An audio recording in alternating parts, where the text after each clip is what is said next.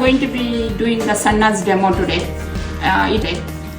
It is not idlis. We in Mangalore and Goa, we call them sannas. There's a little bit different version over there. And we use 3 ingredients here in this particular item. The rice. Rice has to be the idli rice. And if you use any other rice, it becomes sticky. Basmati doesn't work. And if you mix also, it doesn't work. Some people use the rice and sheet, the culture sheet, they mix it. That also becomes sticky. Some people use po. That also doesn't look good because I tried all the options and not very successful. So finally, I stick to only idli rice. And the Shalini brand of idli rice from any Sri Lankan store is really good. If it is not available, the other ones, Vani, Urutira or Durka, anything is useful and they work almost same. Ulad dal is the lentil, ulad lentil. Last one is the Fleischmann's yeast. It's the quick rise yeast. This has to be refrigerated. You cannot keep it out for longer time because its potency goes down. The idli rice, the measurements, it is 1/4 of the measuring cups. Yeah. And for the ulad dal, it is 1 tablespoon. And yeast is a little bit over a pinch.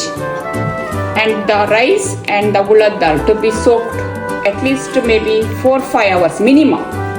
And if you want to do something very urgent, you can put it in maybe warm water. And it can be used within 1.5 hours. I have done that too. But I usually do overnight. My cooking works the way I soak the rice in the morning and evening I grind it. And my grinding time is usually around 9 p.m. because for an overnight rice. And it works perfect for me and I stick on to that. But if I have some emergency guest, I have soaked in the afternoon and I have raised the batter within 2-3 hours because I increase the quantity. Sometimes I have doubled it. And when you do that also, you have to be very careful. Like if you give a boost to the fermentation process, it breaks in the top. The smooth surface disappears. So a little bit of variations happen. But for a standard procedure, you soak it in the morning, then evening you grind it. Grinding time is around 9-10 p.m. for me. And once you grind the rice, all the quantity which is mentioned here, rice goes first. And ulad dal, the second round. Because this one, I use the blender moisturizer. And moisturizer, I do not use more than half. It can be only this much. And I grind the rice first. And the ulad dal and little rice I save for the second round. And when I half ground that portion, I add the yeast directly to the batter. And it gets ground. And sugar, 1 teaspoon of sugar to the final round. And maybe salt depends on the taste. So I use maybe 1/4. If you use little more, then it becomes salty. So this 1/4 of the teaspoon of the salt. And I add salt, sugar and yeast to the final batter. And once that is ground, I transfer to a pot. And the consistency part has to be very good. If that consistency is not good, if you didn't mix it properly, and if it is watery or thick, your idlis become flop. So what is the quantity? I will show you. I'm going to grind and show you now. So this, since I went through all the ingredients, so the rice is washed. It has to be all. When you soak it, maybe give 2-3 rounds of washes. Then soak it. Then finally you don't need to wash it. Ulad dal also same thing.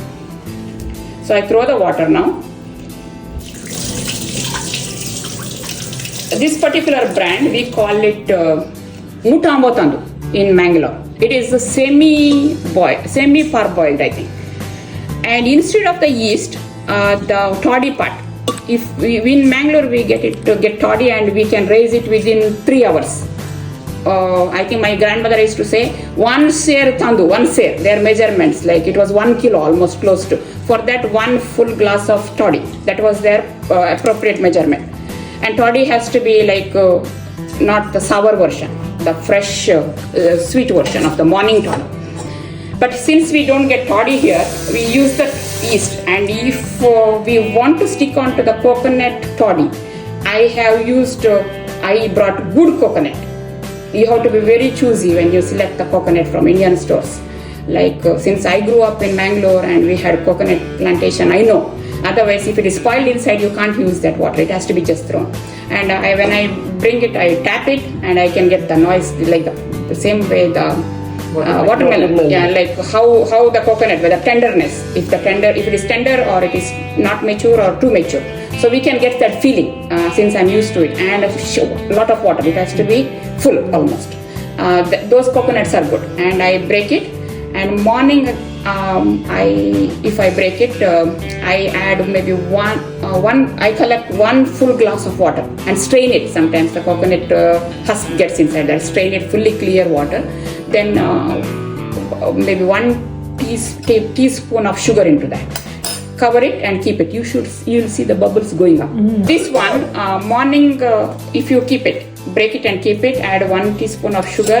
By around 3-4 hours, you will see the bubbles going up from bottom to the top. That's why you cover on the top so that it doesn't get evaporated. So it still stays around and lingers around and more fermentation happen. So that is room temperature? Room temperature. And you use a specific vessel for that? No, glass is enough. Yeah, because you don't get too much water. Yeah, usually, morning, evening time I have used it. I have used in different versions.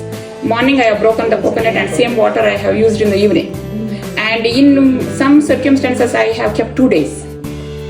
Yeah, and 2 days they turn little sour because fermentation process happened maybe too far. And that particular coconut was very sweet water. When I broke it, I could taste the water. It was very sweet. So there already sugar in that. So it became a little bit sour. So maybe one day or 1.5 days is best. So then when you add the coconut water, you don't use you supplement coconut water for yeast. So that is your real soup. And if it has come out very well, your sannas will be like the sponge and they will melt in your mouth. The water level. Just a little bit above the mixer. But anyway, we are adjusting it later on. Now grinding part. This is my 12-speed grind mixer. And I use high-speed grind.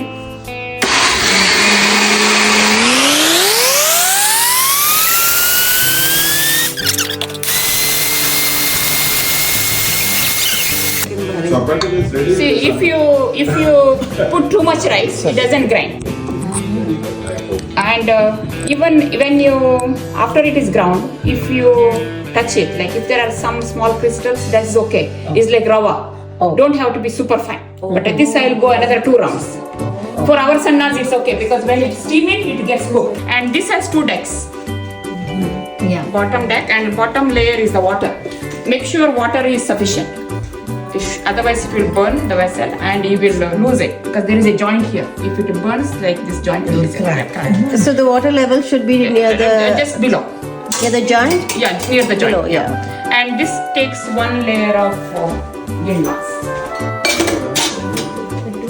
for rising. So by 5-6 o'clock in the morning it should rise.